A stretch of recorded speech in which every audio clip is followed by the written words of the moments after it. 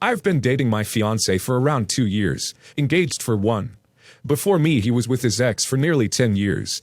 They were high school sweethearts and dated till their 20s. It's no secret that his family likes her more than they do me, whatever. But recently, something happened that has me livid. His grandma died, and of course she left inheritance behind. When he arrived to the will reading, she was there. Okay, no biggie. She got a chunk of her money, which rubbed me the wrong way, but what took the cake is her getting his grandma's former engagement ring. I felt so disrespected, specifically because he seemed unfazed. He didn't even blink. I was floored. She also didn't have the decency to decline the item out of respect. She just took it. I waited till we were home and asked him why he didn't say anything. He said it was his Grammy's will and that it didn't matter either way. The way I see it is that he is still letting his ex run the show and let her trample all over me. We got in a fight, and I said I have to rethink our marriage. Am I really in the wrong here? This is not about you. The woman that died gets to decide where her stuff goes. How disrespectful do you have to be to feel entitled to a dead person's things when they didn't say it should go to you? I can't imagine why they like her better. Yes, the a-hole. Yes, the a-hole. You're pretty entitled, aren't you? This is his grandmother's last will and testament. If she wanted his ex to have something, then it's hers. I'm beginning to see why his family might not be too fond of you. Edit. It's so much worse knowing they have a daughter together. Yes, the a-hole. I understand your jealousy about the situation, but it was his grandmother's will. It's not his place to demand it back really, as much as you want it to be. I get that it's awkward that the ex is around, but you have to understand that your fiancé and her dated for 10 years. His family, I'm sure, grew attached to her as a person, not just a girlfriend. And she means something to them. It's not necessarily a slight to you. Here's where you become the a-hole. The way I see it is that he is still letting his ex run the show and let her trample all over me. We got in a fight, and I said I have to rethink our marriage. Your fiancé has no control over what his dead grandma put in her will. I get the feelings you have, but if this situation is causing you to rethink our marriage, then there might be more problems here than you realize. If you love your fiancé, why does a ring matter? I apologize for this, but I really wish to understand if I am wrong and how I can rectify it. I am a single mother and have tried to provide for my kids the moment they were born. I am not the perfect mother, but I tried my best. My son was incredibly hardworking and talented. He helped me a lot as I was raising them. He does very well for himself. He has a good job, a house, and a loving family. My daughter, unfortunately, had a learning disability. She too is a great child, but because of this problem found school life very difficult. She made bad decisions and has 3 children ages 12 female, 11 female, and 7 male. She only receives child support for the youngest, and it is really little. After her youngest was born, she really took a change of heart and began working honestly. She doesn't make a lot now, but she is trying her best to be a good mother, and I am especially proud of her. 2 years ago, I was diagnosed with leukemia, and I do not have much time left. My son was doing very well for himself, and my daughter and grandchildren lived with me.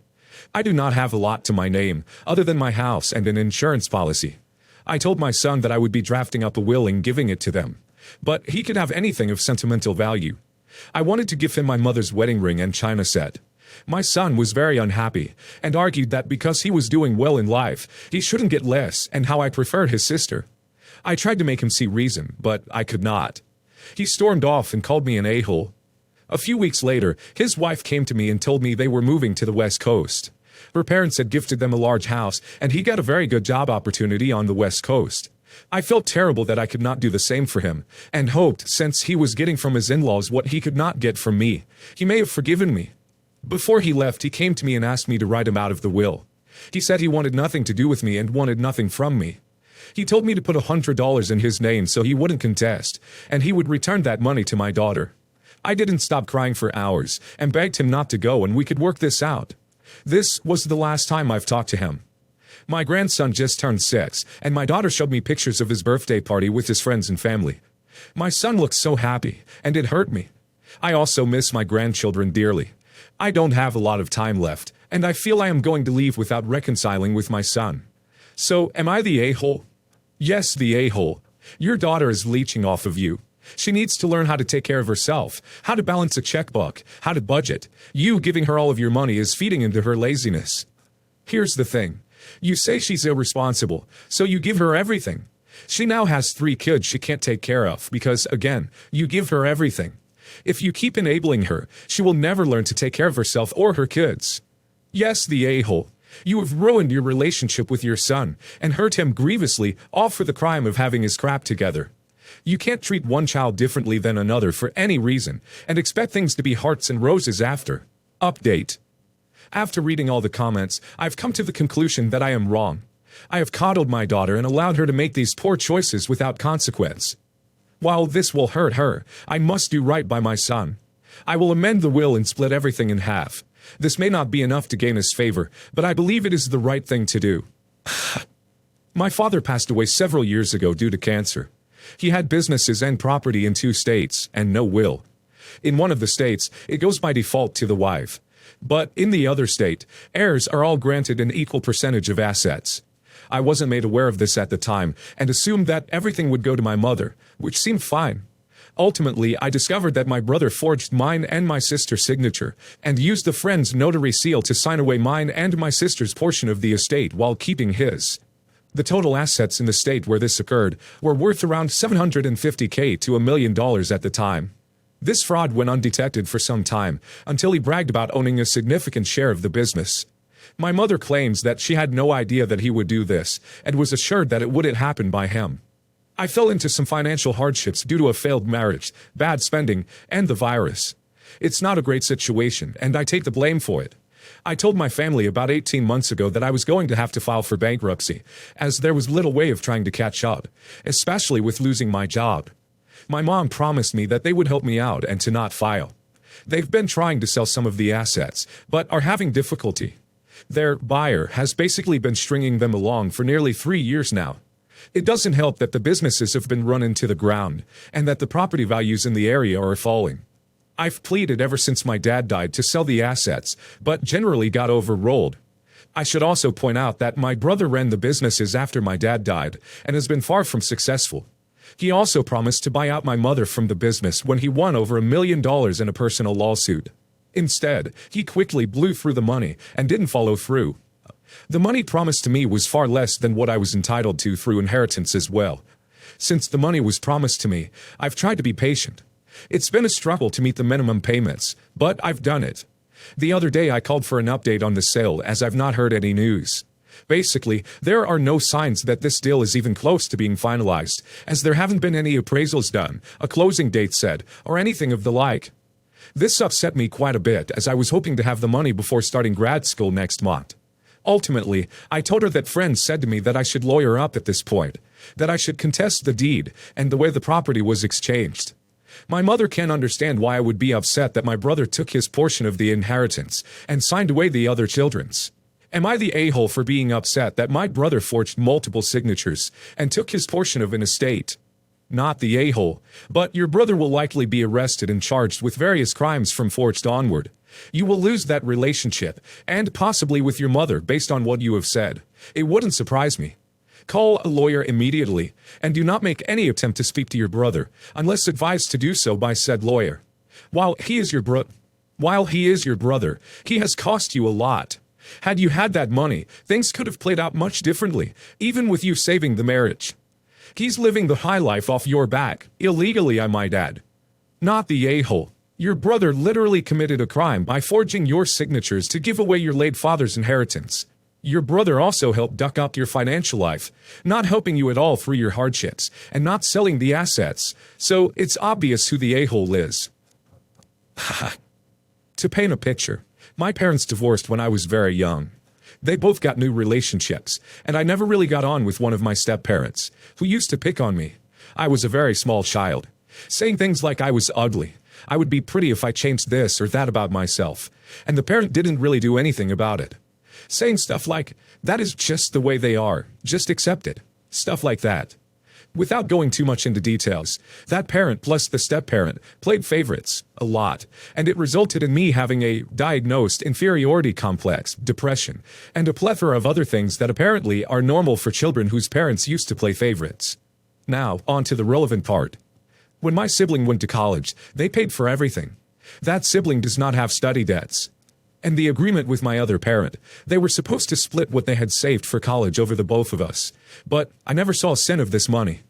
Then I went away for college, and they never spent a single cent on me. The neglect was not only financial, but also emotional. I know I shouldn't really have expected my parent to be all loving all of a sudden. But even though I already rung the bell, saying that if they continue to treat me the way they do, the situation is no longer tenable for me. Since my birthday in 2019, that parent has spontaneously contacted me once. And I say spontaneously because the other times were either at what time I would come by on a birthday, or that I owed them money for using my public transport card. I recently found out that in my country, parents are obligated to support their child until they turn 21. The obligation doesn't just stop at 18. And I could very easily send a debt collector their way to collect the few thousand they should have supported me with in the first place, 'cause money accumulates over time. I checked with a legal company, so I know that legally I am in the clear. They clearly have the money to spend on extravagant gifts for their other children, and it isn't like I'm asking for more than what I am legally owed, and way less than they spent on my other sibling. I am pretty sure, though, that if I do it, I would be the ultimate devil in their eyes, and the relationship is over forever. Which I'm fine with, but it could put the sibling I have contact with in a difficult situation. So, would I be the a-hole? Small edit. As opposed to my sibling, I did have to take out student loans, and I am thousands in debt. Suing my parents wouldn't make these debts disappear, but they would significantly diminish them. Not the a-hole. You have no relationship with them now, and if you need help one day, you will not be able to turn to them. Take the money and put it in an AC rainy day fund. Also, there is usually a statute of limitation, so make sure you don't let that expire. Your other siblings saw what they did and should understand.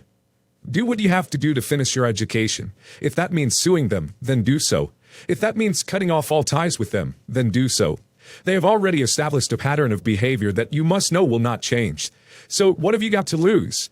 At least get a good education out of this situation. And then live by the motto, the best revenge is living well. My mother-in-law is a strange woman. She is pretty mean, and she seems incapable of doing most normal things, such as taking on a matriarch role, being a grandmother, inviting her new daughter-in-law into the family, etc. That being said, she's somewhat aware that this isn't normal, and she feels guilty and tries to make up for it with extravagant gifts. I'm pregnant. Mother-in-law could not be less interested. She also didn't invite us to Christmas, has plans to be out of the country when I am due, and hasn't seen her son in person in maybe 9 or 10 months, for no real reason.